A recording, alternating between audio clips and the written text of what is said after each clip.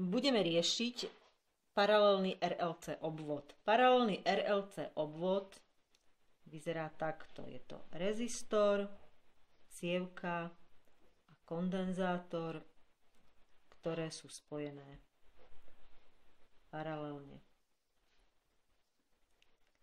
K takémuto obvodu pripojíme zdroj striedavého napätia s istou frekvenciou.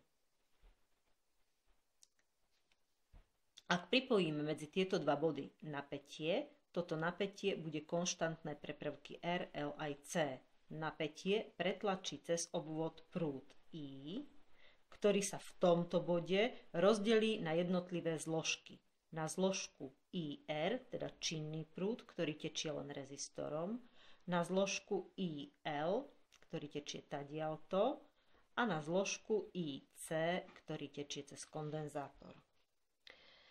Vstupné hodnoty máme napríklad cievka L sa rovná 1,2 Henry, kondenzátor C má hodnotu 300 pikofaradov, rezistor R má hodnotu 100 kiloohmov a zdroj napätia má hodnotu 300 V s frekvenciou 5 kHz. Našou úlohou bude vypočítať reaktanciu XL, reaktanciu XC, impedanciu obvodu Z, celkový prúd v obvode, jednotlivé zložky prúdu IR, IL, IC a uhol φ, ktorý zviera celkové napätie a celkový prúd. Začať môžeme s tým, že si vypočítame hodnoty reaktancií XL a XC. XL rovná sa omega krát L, to je 2πfL, a teda 2π krát frekvencie 5 kHz, čiže 5000 Hz, a L má hodnotu 1,2 Henry. Teda 2 krát pi krát 5000 F krát 1,2 rovná sa 37 699 ohmov. 37 699 ohmov. Hodnota XC sa rovná 1 lomeno omega C, to je 1 lomeno 2π FC, a teda 1 lomeno 2π krát 5000 krát 300 krát 10, pretože sa jedná o pikofarady, tak 10 na mínus 12. 1 deleno zatvorka 2 krát pi krát 5000 krát 300 krát 10 na mínus 12. Koniec zatvorky rovná sa, výsledok je 106 103,3 ohmu, mierne zaokrúhlené. Dobre. Ak máme vyrátané reaktancie, poznáme odpor, môžeme začať počítať impedanciu obvodu. Na to, aby sme zistili, aká je impedancia, musíme začať kresliť fázorový diagram. Fázorový diagram kreslíme tak, že do vodorovnej osy zakreslujeme fázor tej veličiny, ktorá je konštantná pre všetky prvky. Pretože sa jedná o paralelné zapojenie, konštantným bude napätie. Do vodorovnej osy teda nakreslíme fázor napätia U.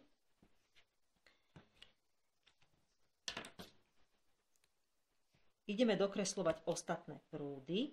Vieme, že Rezistor nespôsobuje žiadny fázový posun medzi napätím a prúdom, teda tak, ako sme kreslili napätie, do tej istej roviny zakreslíme fázor prúdu IR.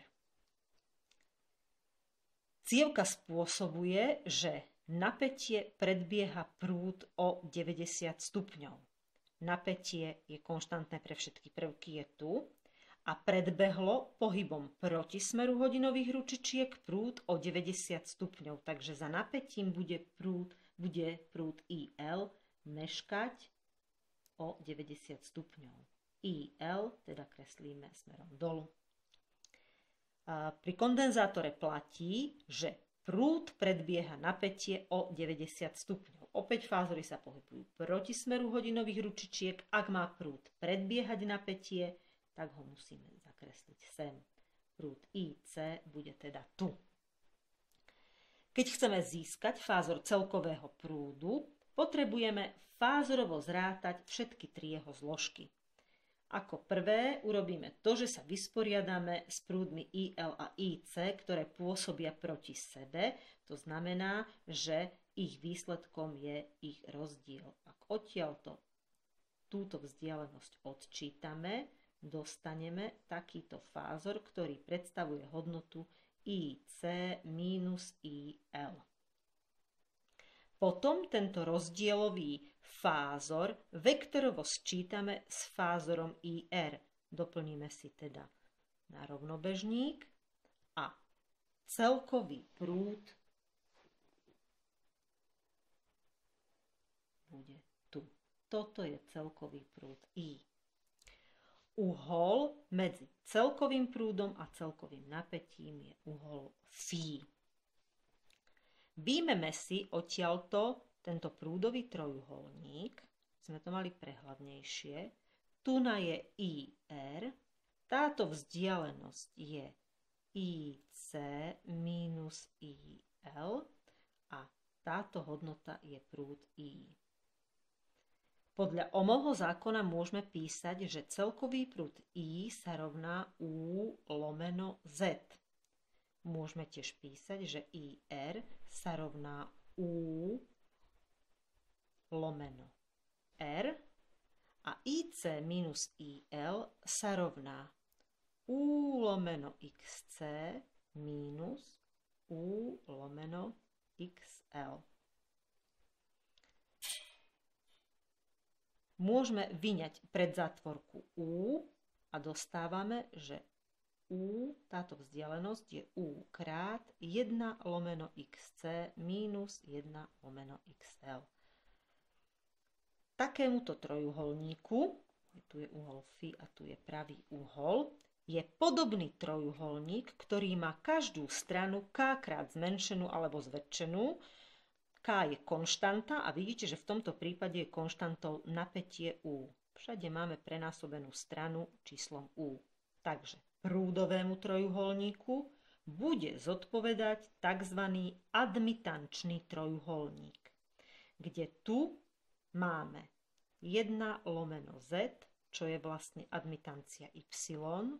Tu máme 1 lomeno XC minus 1 lomeno XL, čo je to isté ako rozdiel BC minus 1 lomeno BL,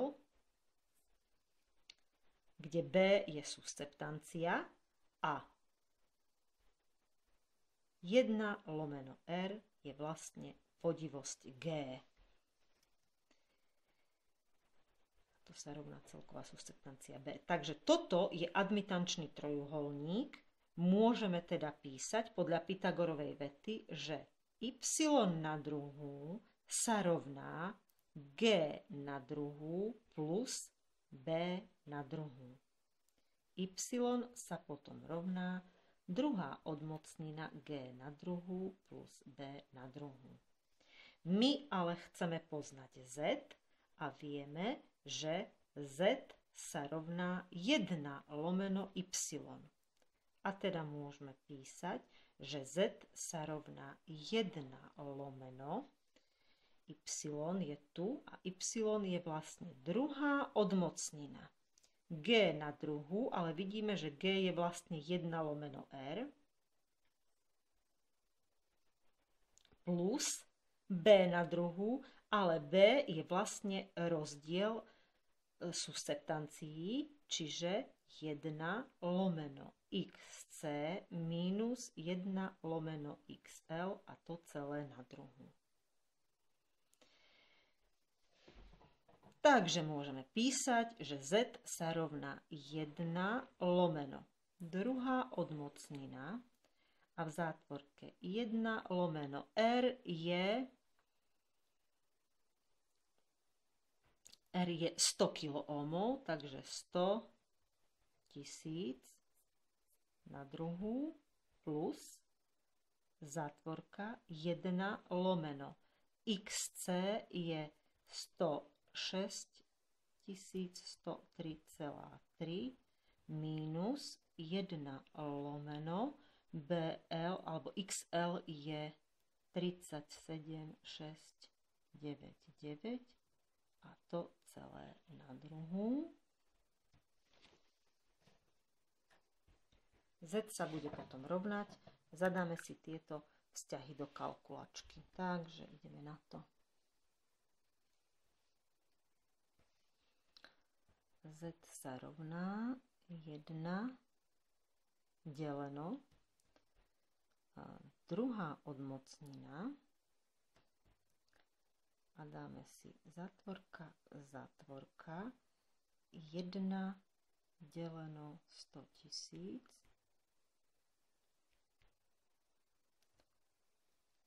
na druhú, koniec zátvorky plus zátvorka, zátvorka a teraz 1 deleno 106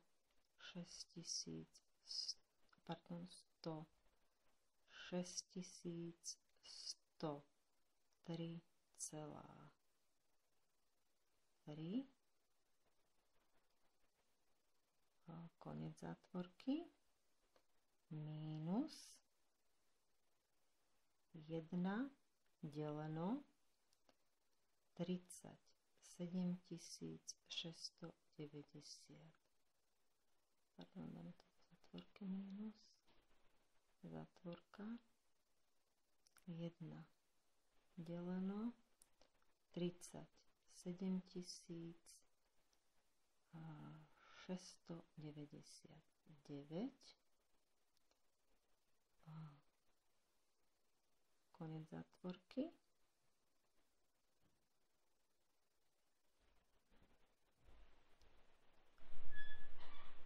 koniec zátvorky na druhú a ešte ukončíme zátvorku, rovná sa. A výsledná impedancia teda je 50 478,75 ohmov.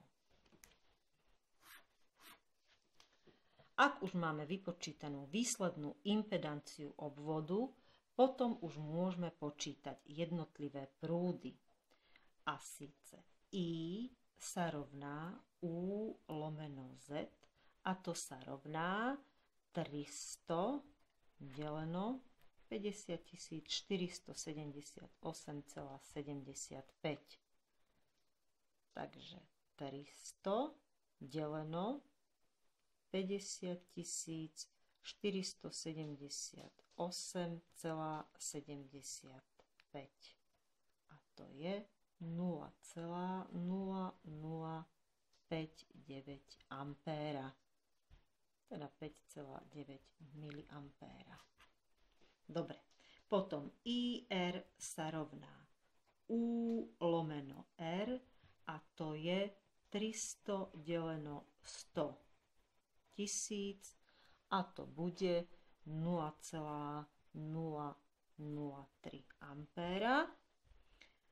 Potom IL sa rovná U lomeno XL a to sa rovná 300 lomeno XL je 37 699, to už z pamäti nevypočítame, takže 300 deleno 37 699 a to je 0,0079 ampéra a IC sa rovná U lomeno XC a to sa rovná 300 deleno 106 103,3 a to je 300 deleno 106 103,3.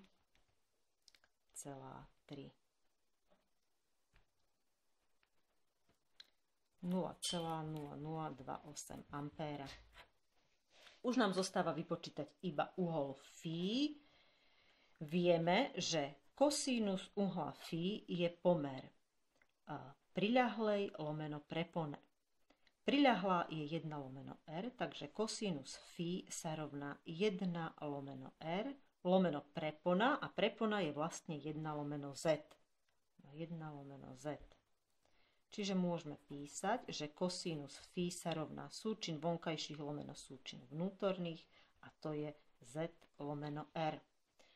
My ale potrebujeme získať φ a nie kosínus φ, takže musíme použiť funkciu kosínus na mínus prvú φ výrazu z lomeno r. Takže kosínus na mínus prvú výrazu z lomeno r. Z je 50 478,75 lomeno r a r je 100 000. A výsledným uhlom je uhol φ, ktorý sa rovná 59 stupňov 68 59,68 stupňa. Dobre. To je všetko. Zadanie s výsledkami nakoniec. Takže ak by sme mali paralelné zapojenie RLC prvkov s takýmito hodnotami, L rovná sa 0,5 Henry, C rovná sa 400 nanofaradov a R rovná sa 1400 ohmov, ktoré by boli pripojené na napätie 50 V s frekvenciou 500 Hz, dostali by sme takéto výsledky. XL 1571 ohmov, XC 795,5 ohmu, Z by nám vyšlo 1056 ohmov, I by bolo 0,047 ampéra a uhol φ by bol 41,037 stupňa.